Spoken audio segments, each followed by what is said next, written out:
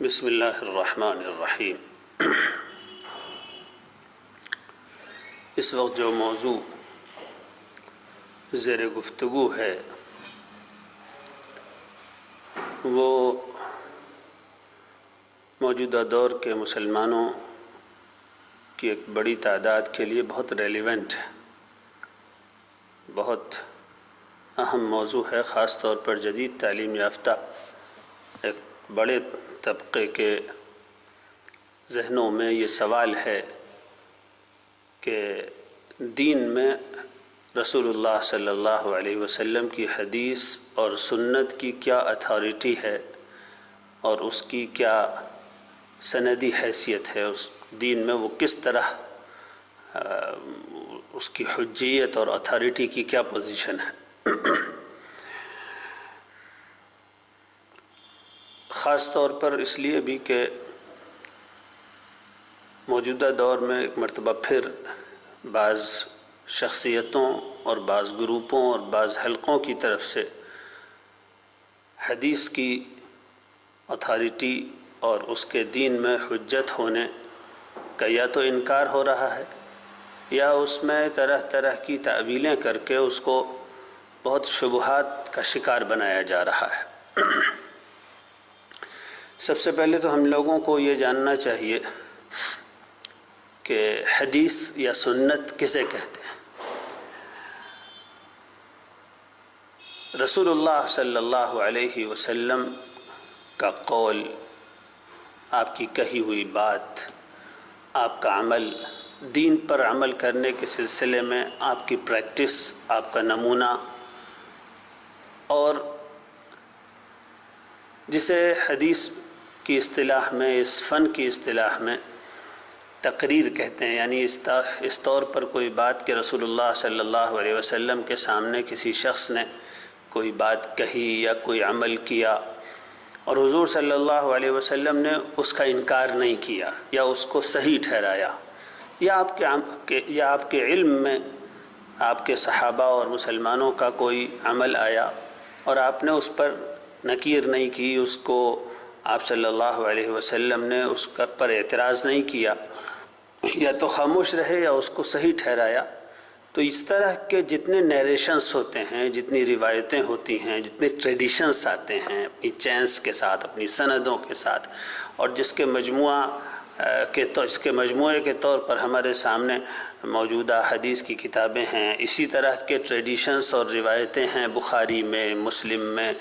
اور سنن ترمذی میں، سنن ابو داود میں، سنن ابن ماجہ ہے، امام مالک کی موطا ہے، یا امام احمد کی مسند ہے، یا ابو بکر ابن ابی شیبہ کی مصنف ہے۔ ان تمام کتابوں میں اور اس کے علاوہ بہت سی اور دیگر کتابوں میں جتنی روایتیں آتی ہیں، جتنے نیریشنز ہوتے ہیں، جتنی ٹریڈیشنز کہتے ہیں ان کو انگریزی زبان کی خاص فنی اصطلاح میں، تو یہ سب حدیث کہلاتے ہیں، اس مضمون کی تمام روایتیں۔ تو ان روایتوں میں جو چیزیں بیان کی جاتی ہیں دین کے طور پر، ان کی اتھارٹی کیا ہے، اس کا ایک مسلمان کو اس کو تسلیم کرنا، اس کو ماننا، اس پر عمل کرنا، اس کو دین سمجھنا، اس کی کیا حیثیت ہے، یہ اس وقت ہماری گفتگو کا موضوع ہے۔ سب سے پہلے ہم لوگوں کو یہ بات جاننی چاہیے اس گفتگو کے آغاز میں اور اس موضوع کے شروع میں کہ نبی اور رسول کا دین میں مقام اور حیثیت کیا ہوتی ہے۔ یعنی کیا رسول کا کام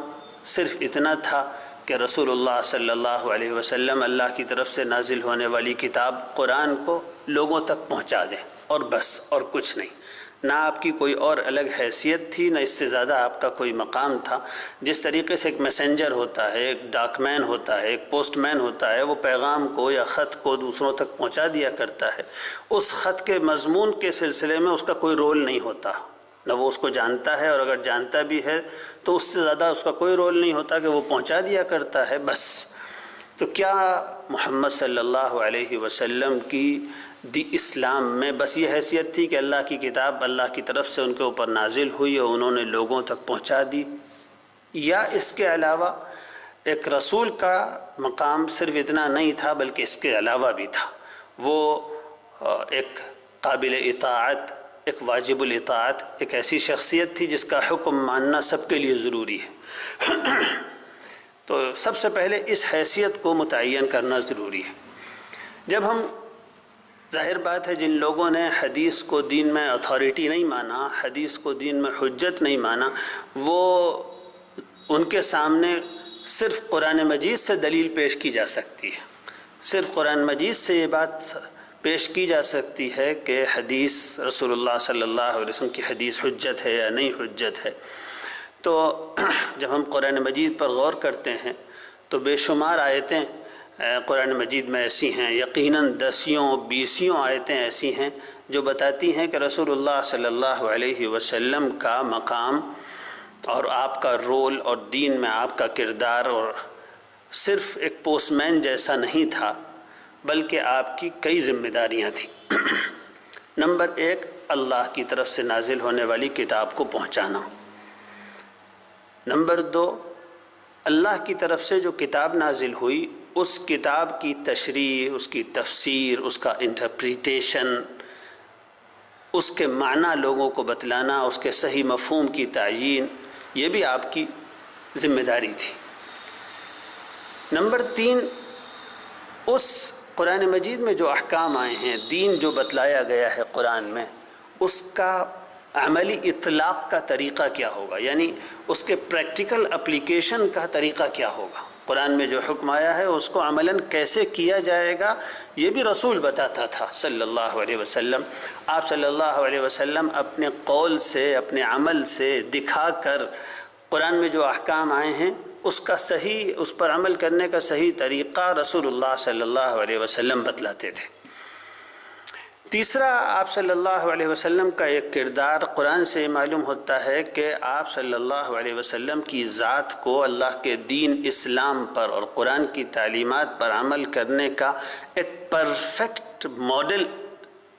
اللہ نے بتایا تھا، اور آپ صلی اللہ علیہ وسلم کی یہ ذمہ داری تھی کہ اپنی ذات کے ذریعے قرآن کی تعلیمات پر عمل کا ایک مکمل نمونہ اسٹیبلش کریں، ایک پرفیکٹ ماڈل اسٹیبلش کریں قرآن کی تعلیمات پر عمل کا. یہ بھی رسول اللہ صلی اللہ علیہ وسلم کا کردار تھا. اس کے علاوہ یہ جو میں نے اس وقت 4 باتیں ذکر کی کہ قرآن پر غور کرنے سے پتہ چلتا ہے کہ یہ حضور اکرم صلی اللہ علیہ وسلم کے فرائض تھے. نمبر 1، کتاب پہنچانا. نمبر 2، اس کا انٹرپریٹیشن کرنا، اس کی تشریح اور تفسیر بیان کرنا. نمبر 3، اس میں جو احکام دیے گئے ہیں اس کو پریکٹیکلی کیسے اپلائی کیا جائے گا اس کا طریقہ بتانا. نمبر 3، حضور صلی اللہ علیہ وسلم کو اللہ تعالیٰ نے ایک پرفیکٹ ماڈل بنایا تھا اسلام کا. آپ کی شخصیت، آپ کے عمل، آپ کے کیریکٹر، آپ کی پوری لائف کو دیکھ کر ایک مکمل نمونہ سامنے آتا تھا کہ یہ ہے اسلام، چلتا پھرتا عمل کرتا ہوا. وہ ایک پرفیکٹ پریکٹیکل ماڈل بھی اسٹیبلش کیا تھا رسول اللہ صلی اللہ علیہ وسلم نے، اور اس ماڈل کو مکمل طور پر حدیث نے ریکارڈ کیا ہے. تو یہ بھی ایک حضور اکرم صلی اللہ علیہ وسلم کی ذمہ داری تھی. اس کے علاوہ بھی اور بعض قرآن میں پہلو ہیں جس سے معلوم ہوتا ہے کہ رسول اللہ صلی اللہ علیہ وسلم کا قول، آپ کی باتیں، آپ کا عمل، آپ کی زندگی کی اتباع کرنا، یہ ایک رسول کو ماننے کے لازمی تقاضے ہیں. سب سے زیادہ واضح طور پر رسول کی حیثیت اور اس کی ذمہ داریاں جس آیت میں بتائی گئی ہیں وہ سورہ بقرہ اور سورہ آل عمران کی ایک ہی مضمون کی اور سورہ جمعہ کی آیت ہے. میں اس وقت سورہ آل عمران کی آیت پڑھتا ہوں. اللہ سبحانہ و تعالی فرماتے ہیں: لقد من اللہ علی المؤمنین اذ بعث فیہم رسولا منہم یتلو علیہم آیاتہ ویزکیہم ویعلمہم الکتاب والحکمہ. اللہ سبحانہ و تعالی نے بڑا احسان فرمایا ایمان والوں پر جب اللہ نے انہی میں بھیجا اپنا ایک رسول جو اللہ کی کتاب پڑھ کر سناتا ہے ان کو اور ان کا تزکیہ کرتا ہے، ان کی قلب کی اور باطن کی، دل کی گندگیوں کو دور کرتا ہے، ان کی تربیت کرتا ہے، اور ان کو اللہ کی کتاب کا معنی سمجھاتا ہے، اسے اللہ کی کتاب کے معنی، اس کے مفہوم کو سمجھاتا ہے وہ اللہ کا رسول۔ اور چوتھی چیز اس آیت میں بتائی گئی کہ اللہ سبحانہ و تعالیٰ کا وہ رسول حکمت بھی سکھاتا ہے۔ میں اسی گفتگو میں بعد میں ذکر کروں گا کہ حکمت سے کیا مراد ہے۔ تو اس سے معلوم ہوا کہ اللہ کے رسول کا جو پریکٹیکل کیریکٹر ہے، رسول کے رسول ہونے کا کے جو فرائض ہیں اور اس کا جو کردار ہے، وہ 4 چیزیں ہیں۔ نمبر 1 تلاوت کتاب، اللہ کی کتاب پہنچانا، اس کے الفاظ اس کے کو پڑھ کر سنانا، اللہ کی کتاب جیسے نازل ہوئی اس طریقے سے امت میں محفوظ کروانا اور اس کو پڑھنے کا طریقہ سکھانا۔ نمبر 2 اللہ کی کتاب کے معنی سمجھانا، اس کا انٹرپریٹیشن کرنا، اس کی تفسیر بتانا، اپنے قول سے بھی اور اپنے عملی کردار سے بھی اللہ کی احکام کی پوری تصویر پیش کر دینا۔ نمبر 3 اس آیت میں یہ بھی بتایا گیا کہ اللہ کے رسول محمد صلی اللہ علیہ وسلم ایمان والوں کو ایک اور چیز سکھاتے ہیں جو کتاب کے علاوہ ہوتی ہے، وہ ہے الحکمت، الحکمہ۔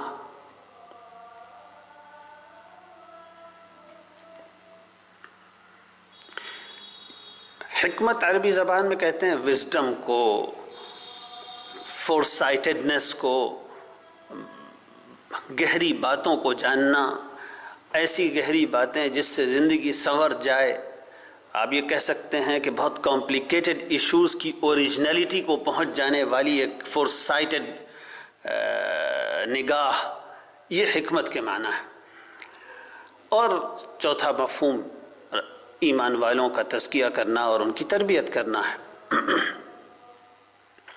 تو اس آیت سے معلوم ہوا کہ اللہ کی کتاب کے الفاظ کے علاوہ اس کی تعلیم، اس کی تفسیر بھی رسول اللہ صلی اللہ علیہ وسلم کو بیان کرنی تھی، اور آپ کی نبوت کا یہ بھی ایک حصہ تھا اور یہ ایک تقاضا تھا۔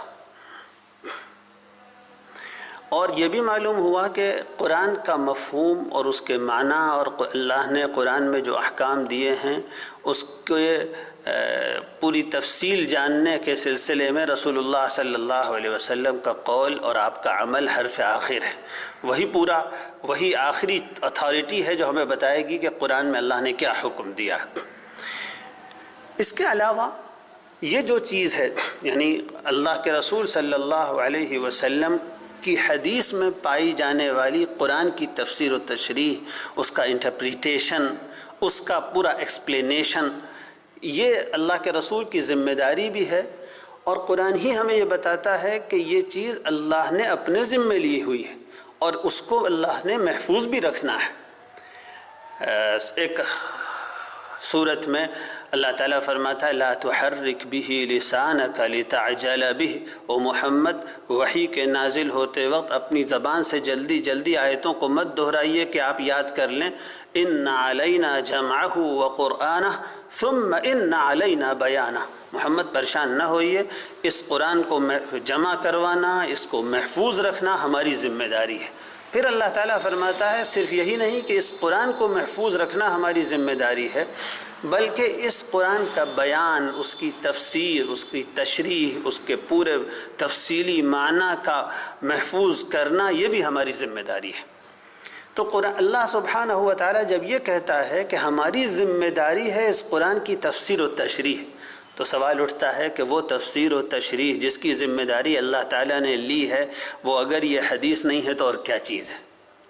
حدیث ہی تو ہے وہ تفصیلی تشریح جس کی ذمہ داری اللہ نے لی ہے۔ اللہ تو ذمہ داری لے رہے ہیں کہ اس قرآن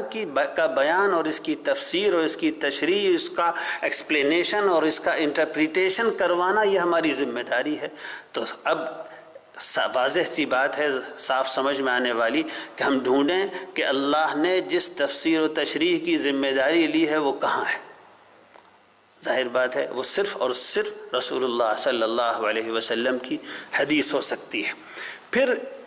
آپ صلی اللہ علیہ وسلم کے خاتم النبیین ہونے اور آپ کے آخری نبی اور قیامت تک کے نبی ہونے کا تقاضا یہ بھی ہے کہ آپ کے ذریعے اللہ سبحانہ و تعالی انسانوں کی ہدایت کے لیے جو کچھ بھی دنیا میں بھیجے اور نازل فرمائے وہ سب قیامت تک محفوظ رہے۔ تو اب اگر ہمیں یہ معلوم ہوا کہ اللہ کے رسول صلی اللہ علیہ وسلم کی ایک ذمہ داری قرآن کی تفسیر و تشریح کرنا ہے، اور اللہ تعالیٰ نے ذمہ داری لی ہے کہ قرآن کی ایک تفسیر و تشریح اللہ کی طرف سے لوگوں کو دی جائے گی، اور ظاہر بات ہے کہ مسلمانوں کو اللہ کے رسول اللہ کی طرف سے قرآن ملا ہے، اور اس کے علاوہ اللہ کے رسول صلی اللہ علیہ وسلم سے اس کی تشریح جو ملی ہے وہ حدیثی کی شکل میں ہے، اور کوئی چیز اس کے علاوہ نہیں۔ تو جب اللہ تعالیٰ کہتا ہے اس کی تفصیلی تشریح ہماری ذمہ داری ہے اس کو کروانا، تو ظاہر بات ہے کہ وہ ہمارے پاس کہیں محفوظ ہوگی، اور ہمارے پاس قرآن کے علاوہ بس حدیث ہی دوسری چیز ہے۔ تو طے ہو گیا کہ وہ تفصیلی تشریح جس کی ذمہ داری اللہ تعالیٰ نے لی تھی کہ وہ طے پائے گی اور اس کا وجود ہوگا اور اس کی ایک مکمل شکل انسانوں کو دی جائے گی، وہ صرف اور صرف حدیث ہی کی شکل میں ہے۔ اور جس طرح قرآن مجید قیامت تک محفوظ رہنا اللہ کا وعدہ ہے، اسی طریقے سے رسول اللہ صلی اللہ علیہ وسلم کی حدیث اور دین پر عمل کرنے کی آپ کا پریکٹیکل نمونہ اور قرآن کی تشریح یہ بھی قیامت تک محفوظ رہے گی۔ اس آیت میں تیسری چیز اور نبی کا تیسرا فریضہ بیان کیا گیا، حکمت۔ آئیے اس کو سمجھتے ہیں کہ یہ حکمت کیا چیز ہے۔ آیت کہتی ہے کہ اللہ سبحانہ و تعالی نے رسول کو بھیجا ہے اس کام کے لیے کہ وہ اپنی امت کو کتاب کے معنی بھی سکھائے، اور ایک اور چیز سکھائے جس کو یہ آیت کہتی ہے الحکمہ۔ اور یہ معنی اور یہ مضمون صرف ایک آیت میں بیان نہیں ہوا، یہ سورہ آل عمران کی آیت نمبر 64 میں بھی بیان ہوا ہے، یہ سورہ جمعہ کی آیت نمبر 2 میں بھی بیان ہوا ہے، اور یہ سورہ بقرہ کی آیت نمبر 29 میں بھی بیان ہوا ہے کہ یہ آخری رسول اپنی امت کو اللہ تعالیٰ کی طرف سے الحکمہ بھی سکھائے گا۔ حکمت کہتے ہیں پتے کی بات، گہری بات، وہ اخلاقی تعلیمات جو دنیا کو صحیح راستے پر لے کر چلنے والی ہیں، جسے آپ کہتے ہیں وزڈم، فور سائٹڈنس، اور جسے میں نے کہا کہ کمپلیکیٹڈ ایشوز میں اس کی اوریجنلٹی کو پہچان لینے والی نگاہ۔ اس سے پتہ چلتا ہے یہ حکمت کہاں موجود ہے۔ یہ رسول اللہ صلی اللہ علیہ وسلم کی دینی ہدایات پر مبنی جو ارشادات اور نصائح حدیث کی کتابوں میں آئے ہیں وہی اس حکمت کا مصداق ہے۔ قرآن مجید سے ایک بات اور یہ بھی معلوم ہوتی ہے کہ یہ حکمت بھی اللہ کی طرف سے رسول اللہ صلی اللہ علیہ وسلم پر اتاری جاتی تھی۔ اللہ تعالیٰ ایک جگہ فرماتا ہے رسول اللہ صلی اللہ علیہ وسلم کو مخاطب کرتے ہوئے وَأَنزَلَ اللَّهُ عَلَيْكَ الْكِتَابَ وَالْحِكْمَةَ وَعَلَّمَكَ مَا لَمْ تَكُنْ تَعْلَمْ وَكَانَ فَضْلُ اللَّهِ عَلَيْكَ عَظِيمًا۔ اللہ نے تمہارے اوپر اتاری کتاب اور حکمت۔ تو ایک عام آدمی بھی سمجھ سکتا ہے، اور میں پوچھتا ہوں حدیث کے سلسلے میں جن لوگوں کے ذہنوں میں شبہات ہیں ان سے کہ یہ بتائیے کہ ہمارے پاس قرآن تو ہے، اللہ نے فرمایا کہ ہم نے اپنے رسول پر کتاب اتاری تو وہ کتاب محفوظ ہے، اور اللہ نے فرمایا الحکمت بھی اتاری، تو وہ حکمت کہاں ہے؟ اللہ کی طرف سے اتاری ہوئی چیز وہ حکمت کہاں ہے؟ اگر وہ حدیث نہیں ہے تو اور کوئی چیز اس حکمت کا مصداق نہیں قرار پا سکتی۔ تو جو لوگ یہ کہتے ہیں کہ دین صرف قرآن میں ہے، وہ رسول اللہ صلی اللہ علیہ وسلم کی نبوت کو اور اللہ کے آخری پیغام کو دو حصوں میں بانٹ دیتے ہیں، اور ایک پر ایمان لاتے ہیں اور آدھے سے کفر کرتے ہیں اور آدھے پر ایمان نہیں لاتے۔ اللہ تو کہتا ہے کہ ہم نے اتارا تمہارے اوپر کتاب کو اور حکمت کو، اور یہ لوگ صرف کتاب پر ایمان لاتے ہیں اور اسی کی اتباع کرتے ہیں، حکمت کی اتباع نہیں کرتے، حکمت پر ایمان نہیں لاتے۔ یہ حکمت رسول اللہ صلی اللہ علیہ وسلم کی حدیثوں ہی میں امبوڈیڈ ہے، اسی میں ہمارے پاس موجود ہے اور کہیں موجود نہیں ہے۔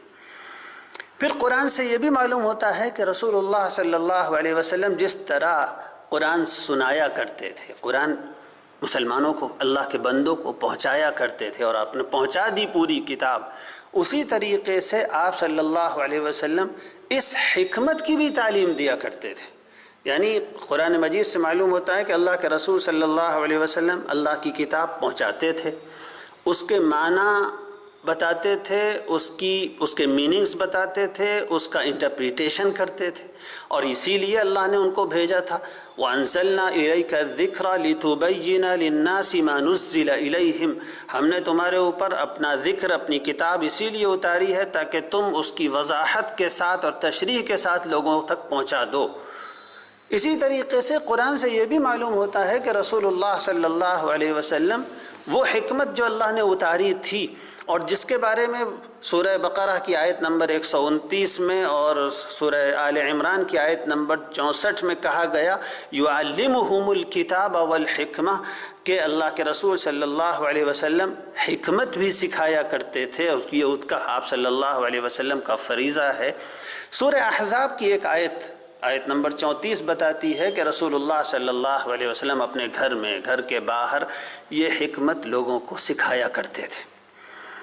وَاذْكُرْنَ مَا يُتْلَى فِي بُيُوتِكُنَّ مِنْ آيَاتِ اللَّهِ وَالْحِكْمَةِ، اللہ تعالیٰ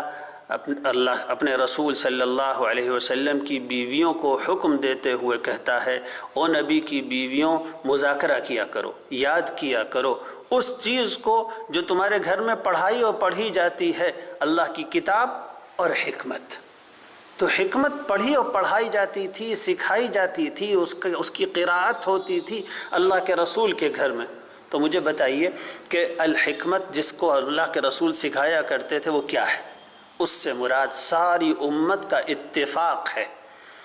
علماء کہتے ہیں کہ ساری امت کا اتفاق ہے، اور بالکل ظاہر سی بات ہے کہ قرآن نے جس الحکمت کے سکھانے کا تذکرہ کیا ہے اس سے مراد رسول اللہ صلی اللہ علیہ وسلم کی دینی نصیحتیں اور ارشادات ہیں۔